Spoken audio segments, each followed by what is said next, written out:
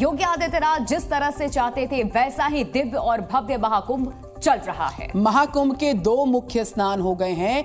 करोड़ों सनातनियों ने आस्था की डुबकी लगा ली। योगी आदित्यनाथ 100 घंटे के बाद एक बार फिर महाकुंभ आ रहे हैं और वो अकेले नहीं बल्कि अपनी पूरी टीम लेकर के जाएंगे और संगम में डुबकी भी लगाएंगे। एक रिपोर्ट आपको दिखाते हैं।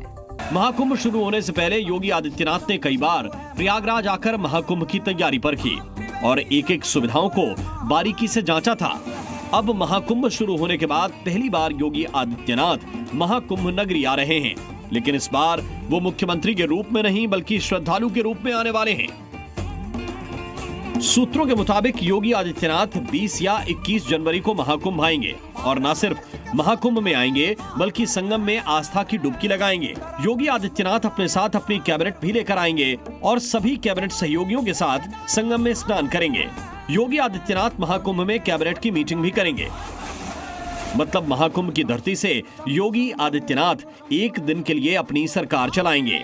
यहीं पर सीएम योगी और उनकी पूरी जो कैबिनेट की टीम है वो बैठेगी और हमारी इस पूरी रिपोर्ट की जो तस्वीरें हैं हमारे सहयोगी बाबूलाल जी दिखा रहे हैं। इन तस्वीरों के जरिए आप समझ सकते हैं कि यहाँ पर किस तरीके से पूरी कैबिनेट की जो बैठक है वो होगी और यहाँ बैठक के बाद तमाम जो महाकुंभ से जुड़े निर्णय हैं वो भी लिए जाएंगे और न सिर्फ महाकुंभ को सकुशल संपन्न कराने के लिए तमाम जो योजनाएँ हैं पूरी कैबिनेट के बीच रहने वाली हैं, बल्कि सीएम योगी अपनी पूरी कैबिनेट के साथ तो त्रिवेणी की पावन धारा में आस्था की जो डुबकी है वो भी लगाएंगे।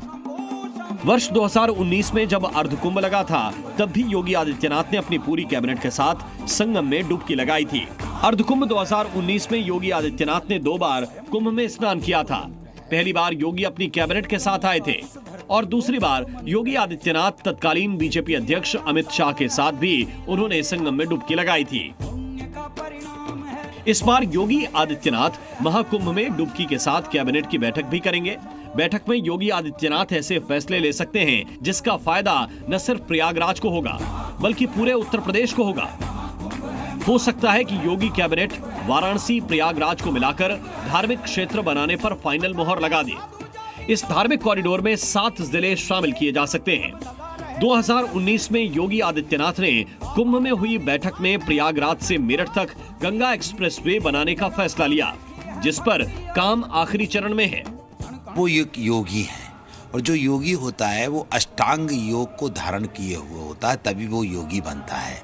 तो उन्होंने जो ये निर्णय लिया है कि मैं अपनी पूरी कैबिनेट के साथ संगम में स्नान करूंगा, ये बहुत श्रेष्ठ नहीं सर्वश्रेष्ठ है, क्योंकि विभिन्न प्रकार के संगठित लोग उनके साथ जुड़े हुए हैं और उनके जुड़ने से समाज को एक दिशा मिल रही है। राज्य के सीएम के साथ में पूरा दल समूह अगर स्नान करता है तो मैं समझता हूँ कि जो हमारे राजा महाराजा थे और जो परंपरा थी तो वो आप सब देखने को मिल रही है। योगी आदित्यनाथ महाकुंभ में कैबिनेट बैठक करने आ रहे हैं तो समाजवादी पार्टी को इस पर भी आपत्ति है। उत्तर प्रदेश सरकार अपनी स्वेच्छा से जहां चाहे वहां कैबिनेट की बैठक करे, लेकिन महाकुंभ जैसी पवित्र स्थली पर पूर्व में भी जैसे कैबिनेट की बैठक सरकार की तरफ से की गई है, योजनाओं को धरातल पर उतारने का झूठा ढोंग और पाखंड किया गया है। कम से कम सरकार को महाकुंभ जैसी पवित्र स्थली को बचाना चाहिए। समाजवादी पार्टी के प्रवक्ता शायद ये भूल गए कि उनकी पार्टी के राष्ट्रीय अध्यक्ष अखिलेश यादव भी महाकुंभ आने वाले हैं। इसका ऐलान उन्होंने पिछले दिनों ही किया था। कुंभ में जाने की जो परंपरा है वो कई मायनों में कई तरीके से परंपराएं हैं। कुछ लोग गंगा स्नान इसलिए करने जाते हैं पुण्य के लिए, कुछ दान के लिए जाते हैं और कुछ लोग जो पाप करते हैं अपने पाप धोने जाते हैं। तो हम लोग पुण्य के लिए जाएंगे और दान के लिए जाएंगे। अखिलेश महाकुंभ में नहाने नहीं आ रहे हैं क्योंकि उन्होंने तो पहले ही हरिद्वार में गंगा स्नान कर लिया है। मकर संक्रांति के दिन ही अखिलेश ने हरिद्वार में गंगा में डुबकी लगाई, जबकि योगी आदित्यनाथ अगले हफ्ते संगम में डुबकी लगाने आएंगे। ये वो जगह है जहां से पूरी कैबिनेट के साथ तो उनका आगमन होगा। सामने का जो इलाका आप देख रहे हैं ये जेटी विशेष तौर पर बनाई गई है, कह लें कि विशेष तौर पर तैयार की गई है और यहीं से जो आगमन है उनकी पूरी कैबिनेट और पूरी जो टीम है उसका होगा। और यहीं से जो पूरी कैबिनेट की जो टीम है उसके साथ सीएम योगी बोट का सहारा लेंगे और सीधे सामने संगम नोस का इलाका है वहां पहुंच करके मां त्रिवेणी की गोद में आस्था की जो डुबकी है वो लगाएंगे।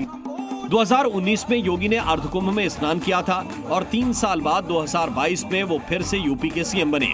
अब योगी आदित्यनाथ 2025 के महाकुंभ में स्नान करने आ रहे हैं। सवाल है कि क्या फिर 2027 के चुनाव में इस स्नान का असर दिखेगा और फिर से यूपी की कमान संभालेंगे।